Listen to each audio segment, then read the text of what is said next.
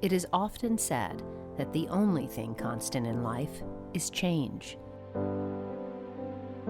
That is as true at NASA as anywhere else. But the men and women of NASA generally see change differently than others because their life's work is all about change. Through their tireless efforts, these talented professionals move past the status quo every day and help us understand and change our world for the better. But even though change is part of their job requirement, the people of NASA understand that all projects eventually come to an end, and they will have to transition from one assignment and get ready for their next challenge. That transition is beginning to happen now for the members of the Environmentally Responsible Aviation project. After 6 long years of study, team members are closing the books on the ERA research project that has provided so much new information about how future aircraft will fly. This team has worked diligently over the past half-decade to reduce aircraft drag by 8%, reduce aircraft weight by 10%, reduce engine-specific fuel consumption by 15%, reduce oxides of nitrogen emissions of the engine by 75%, and to reduce aircraft noise by 1/8 compared with current standards, all by the year 2025. These were stretch goals to be sure, but not surprisingly, their efforts have paid off for all of us. Today on NASA X, we will look at part 2 of this 2-part program that has explored the work done by the ERA team. We will look back at some of their early work while also looking at what some of the finished products look like. We will see how NASA and industry have worked together to improve the state-of-the-art for aircraft design, and we'll find out about promising new ideas that have come out of this work. Finally, we will bid farewell to the team that is changing the way we all fly.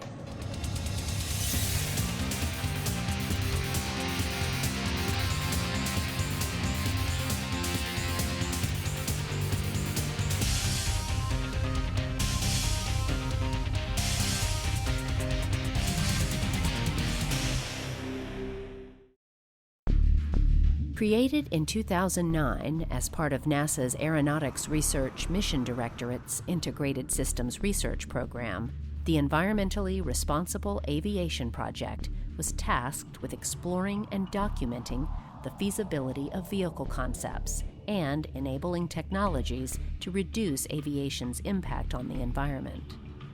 Aircraft have benefited greatly by the work done by NASA engineers over the decades, but with changes in technology, NASA knew that much more could still be done.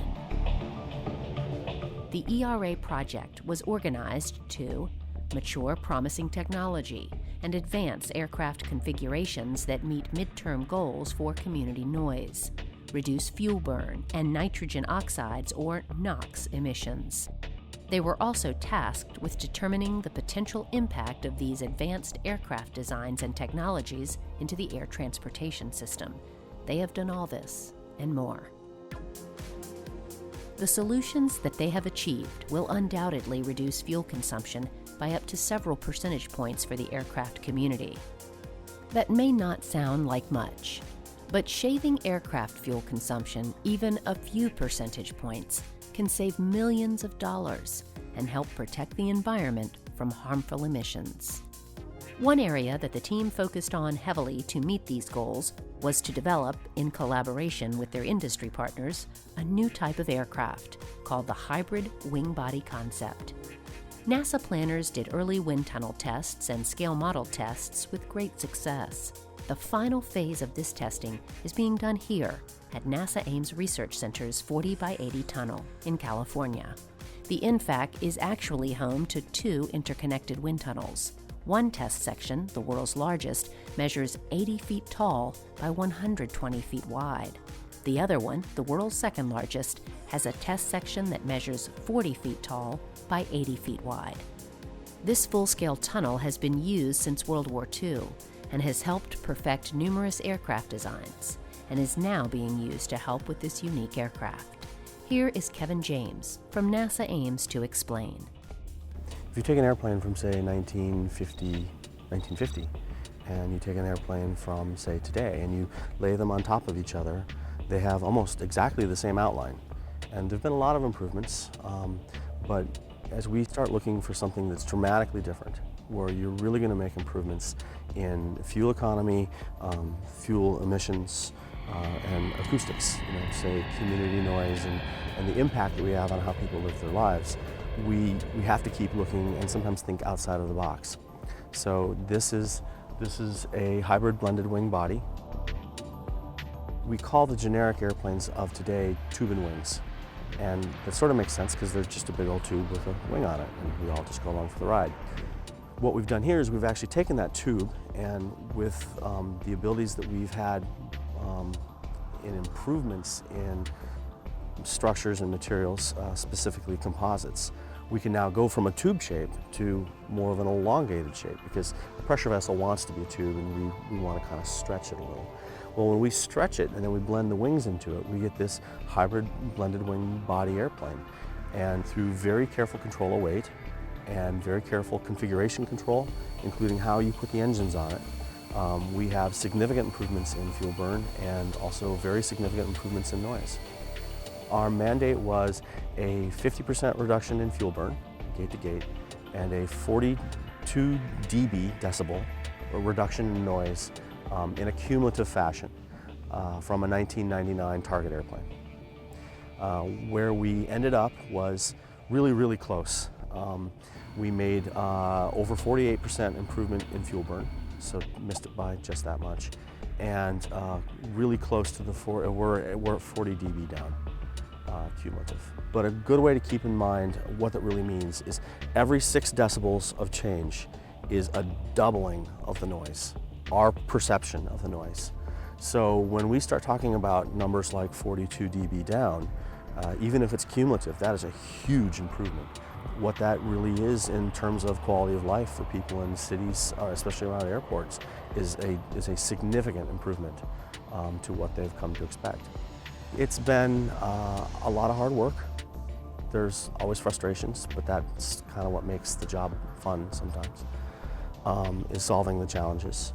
We have worked with some phenomenally good people. We're really truly blessed. NASA has hands down the best people on the planet. Just really good people. Smart, interactive, social, full of good ideas and wanting to solve problems. It has been a lot of fun seeing the pieces all come together, and ERA was laid out in a really kind of a very slick way. You've got the vehicle and the systems integration, you've got structures, and you've got the engine and propulsion.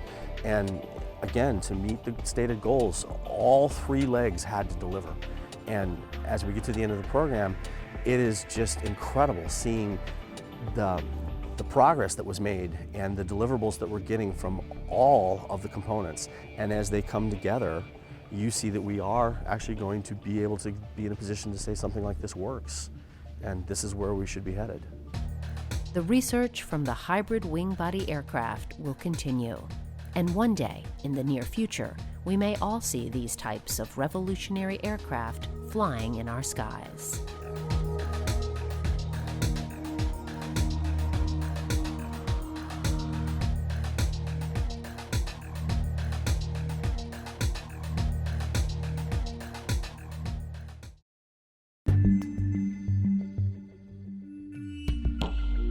Another concept the ERA team has been working on, called Active Flow Control Enhanced Vertical Tail Flight Experiment, has shown much promise as well.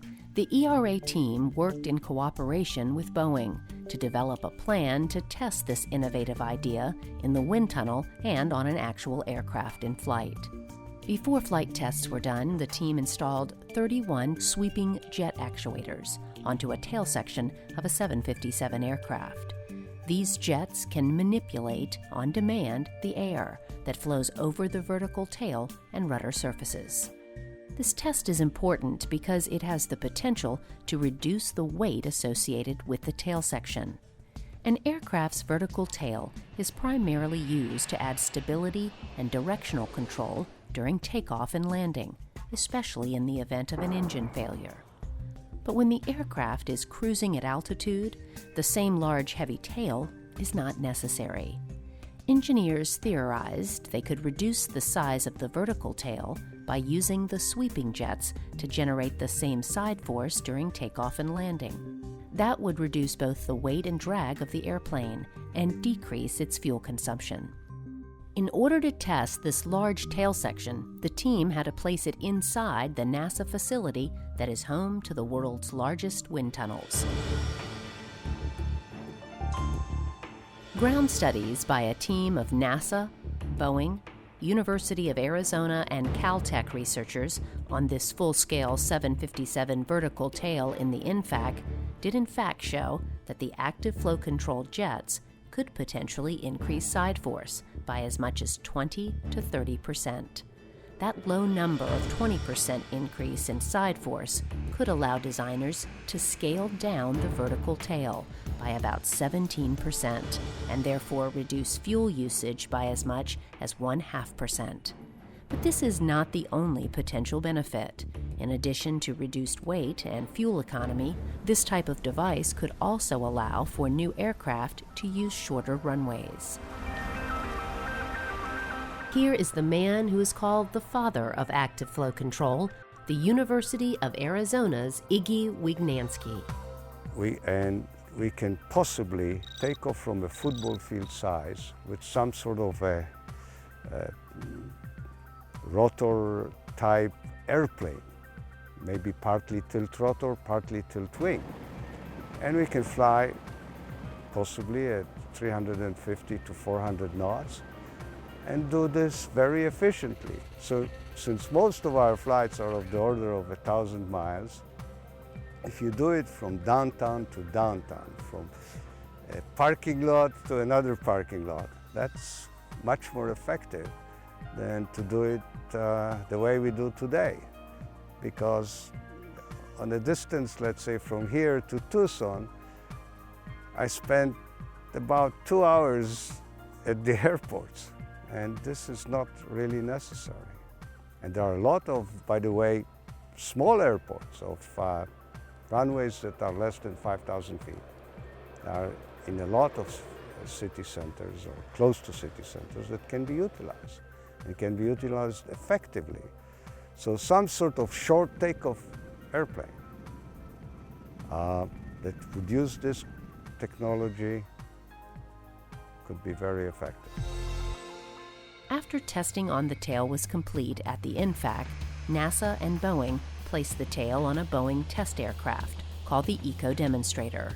This aircraft is unique because it is being used as a flying test bed to evaluate different technologies that could increase efficiency. With the active flow tail attached, testing continued back at Boeing Field, with much of the research data being validated in flight. Building on that 100-year collaboration we've had between NASA and Boeing, the Eco Demonstrator program really is about continuing that legacy and spurring some more action to see that continued collaboration together successfully. This collaboration and testing is important not only because technology must move forward, but because of the significant savings this could potentially afford aircraft operators and the flying public. When you think about the worldwide fleet of airplanes, there are about 18,000 airplanes that fly today. And it's projected to grow to 36,000 airplanes in the next 20 years. So if you can get a little bit of improvement on one airplane, and it's multiplied times 36,000 in the next 20 years. So it's huge improvements with regard to reducing overall fuel burn. Having a relevant test bed like Boeing's Eco Demonstrator is helping to mature technology concepts that have been extremely important to NASA's Environmentally Responsible Aviation project. Researchers have been working hard to develop technologies to reduce airplane fuel consumption, noise, and emissions. Being able to prove those concepts in flight tests gives them a better shot of getting into the commercial fleet.